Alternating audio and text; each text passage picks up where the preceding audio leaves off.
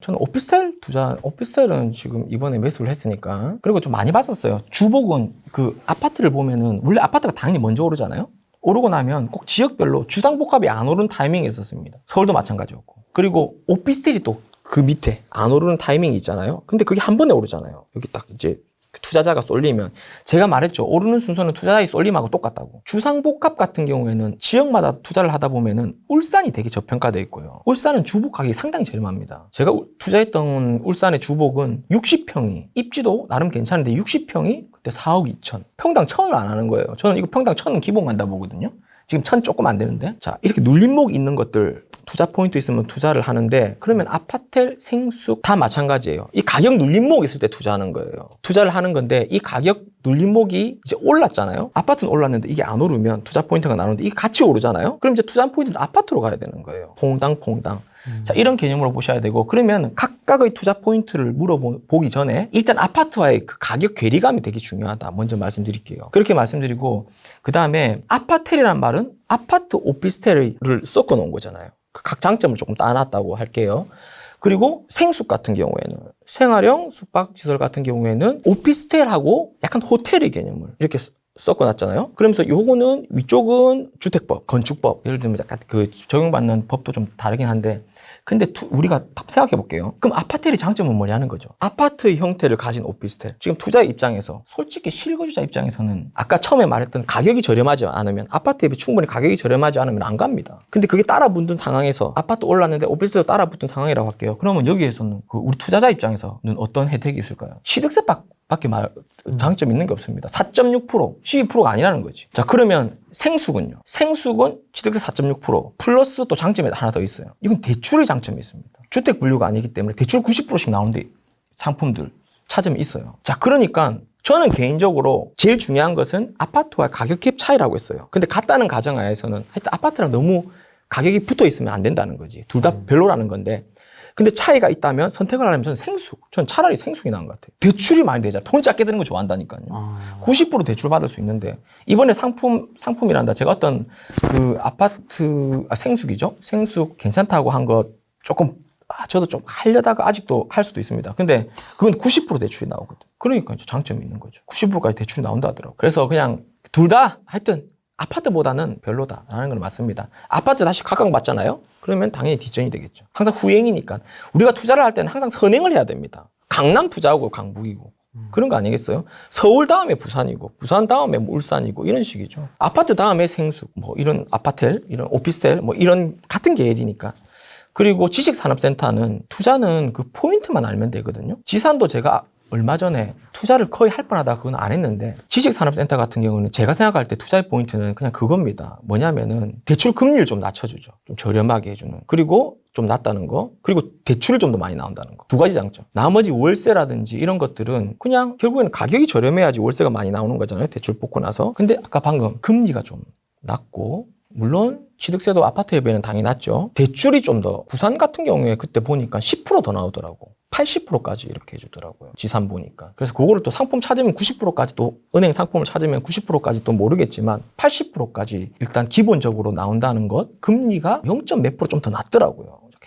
혜택을 받아가지고. 그게 포인트라고는 봅니다. 그래서 그거는 약간 근린상가의 개념이니까. 부산에 사상에 그게 있습니다. 그거 투자 포인트 한 1년 전에 나왔어요. 수익률 25%. 대출 실행해서 세팅하면 25%. 그 정도 나왔죠. 그런 물건은 좋죠. 그러니까 결국에는 매매 가격이 상당히 중요한 거예요. 생숙이라도 가치보다 금액이 낮으면, 그 지역의 금액이 낮으면 그 지역의 특성이 있잖아요.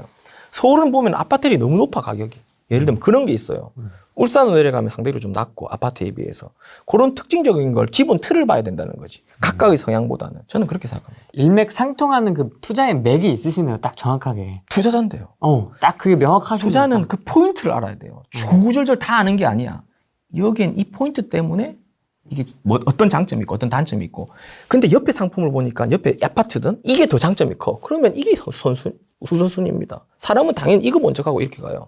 투자자의 그 투자 순서를 알아야 돼요. 그럼 그 투자자들은 다 비교 분석하거든. 근데 뭐 똘똘한 한 채도 예를 들면은 뭐 강남인지 따라서 다른데, 저는 개인적으로는 이렇게 생각해요. 똘똘한 한 채 전략이 지금까지는 어느 정도 먹혔습니다. 그 지역의 메인 입지를 사면요.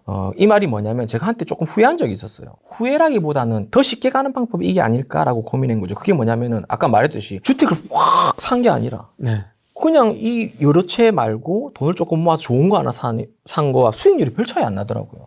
고생만 막 하는 게 아닌가? 버는 건 같고 나는 채수를 많이 늘렸다고 이렇게 했는데 한 두 채 한강 뷰가 보이는 48평짜리 하나 사고 또 30 몇 평짜리 아파트 산 그것도 누나예요. 대구 계신 누나인데 그 누나랑 수익률이 차이가 안 나는 거야. 나는 막 엄청 사가지고 막 이렇게 하는데 하지만 경험을 샀다고 했잖아요. 지나 보니까 네. 그랬는데 그때는 똘똘한 한 채가 됐습니다. 근데 지금은 똘똘한 한 채로 가려고 하면 약간 서울 아파트 가격도 평당 4천이거든요. 조금의 상승이 이제 좀 제한된다는 거죠. 상당히 좀 닫혀있는. 네, 예전처럼 뭐 18억이 40억 뭐 예를 들면 이런 개념까지는 가기는 그럼 40억이 가려고 하면은 한 70억 이렇게 가야 되잖아요. 수익률로 이렇게 보다 보면은 80억 이렇게 가야 되는데 그거는 좀 쉽지 않다고 보죠. 그리고 제가 재밌는 거 하나 가르쳐 드릴까요? 이거는 똘똘한 한 채 또 이야기해야 되겠다. 이거 마무리 짓고 해야 되겠네요. 그리고 그 똘똘한 한 채 그거 말고 다주택자의 길을 가는 게 더 나아요. 무조건 다주택자의 길이 1주택보다 낫습니다. 경험도 살 수 있고 그리고 결국에는 수익도 더 커요. 근데 지금은 규제 때문에 다주택의 길로 들어설 수가 없잖아요. 1억 미만을 너무 막 쓸어 담기에는 되게 피곤합니다, 삶이. 수리도 많이 해줘야 되고. 그리고 저가 아파트일수록 그 세입자의 성향이 상당히 안 좋습니다. 대화가 안 됩니다. 사실 그런 게 좀 있어요. 아무래도 어떤 직업도 조금 더 안 좋을 확률도 있고 하기 때문에 뭔가 세입자 관리도 어렵고. 그래서 지금은 제가 생각하는 아까 신축, 준신축으로 다주택의 길로 들어서는 이런 게 안 되잖아요. 그렇기 때문에 조금 상황이 똘똘한 것 위주로 갈 수밖에 없는 상황이 아닐까. 근데 만약에 취득세 중과가 좀 풀렸다, 종부세가 또 좀 풀렸다라고 하면 완화되었다라고 하면은 다주택자의 길이 훨씬 수익률은 높을 수밖에 없습니다. 지금 딱 생각난 건데 서울의 아파트 가격이 2009년도에 가격이 있잖아요. 평당 1,600인가 그랬습니다. 지금 살펴보니까 한 4천만 원 정도 돼요. 4천만 원. 상당히 이제 많이 올랐어요. 근데 그때 부산이 평당 500만 원, 대구가 평당 400만 원 정도였는데요. 서울이 지금 3배 올랐거든요, 거의. 부산도 지금 3배 올랐습니다. 울산도 3배예요. 대구도 3배입니다. 사실 알고 보면 오르는 비율은 부동산 지인에 가서 찾아보세요. 딱 그렇게 나와요. 비슷하게 올라요. 3배씩. 그리고 또 하나, 역으로 또 말씀을 드리면 서울 아파트 가격의 3분의 1이 부산 아파트 가격이에요. 그런 어떤 비율을 그대로 맞추면서 올라갑니다. 야, 희한하다. 네네. 부동산 지인에 가서 딱 계산해 보세요. 사이트 있죠? 아실에 가서 하든 연도별 평당가 딱 보고 딱 계산해 보세요. 근데 서울 아파트 가격이 아주 많이 오른 것처럼 느껴지는 게 비율로 오르니까 5억짜리가 10억 되는 거와 1억짜리가 2억 되는 거 완전 다르잖아요. 그러니까 이제는 그 비율은 똑같은 비율로 올라도 사실 오른 금액의 차이는 상당히 고가 아파트들이 높으니까 서울이 엄청 비싸 보이는 겁니다. 비율은 같습니다. 제가 원래 데이터베이스였습니다. 데이터 보는 거 되게 좋아했었어요. 그러다가 데이터 마스터하고 그 다음에 현장 위주로 돌리죠. 이제는 뭐 시계열이든 차트 슬쩍만 봐도 바로 딱 눈에 들어오죠. 예전에 워낙 많이 보니까. 데이터를 마스터하려면 어떻게 공부해야 됩니까? 그냥 계속 보면 됩니다.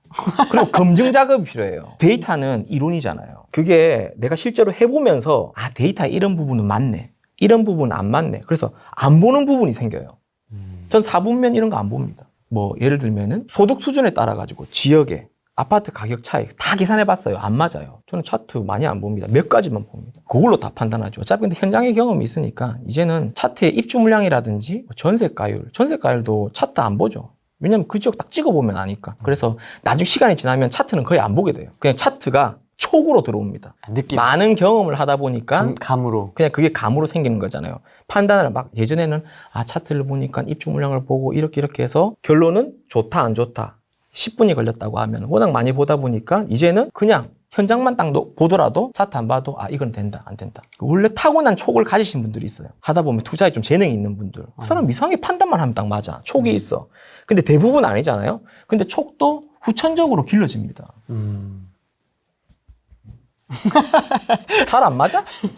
잘 안 맞아? 매도가 사실 더 어렵지 않습니까? 네네. 매수도 어렵지만은 매도도 어렵거든요. 네네. 어떤 기준일 때, 이 정도는 좀 정리를 해야 되겠다, 팔아야 되겠다, 네네. 수익화 해야 되겠다, 이걸 어떻게 좀 기준을 잡으세요? 이것도 물건마다 다 다르겠지만은. 투자를 오래 하면서 느꼈던 걸 말씀드릴게요. 네. 결론을 듣고 제가 설명을 하겠습니다. 최고의 매도 타이밍은요, 그냥 장기 보유입니다.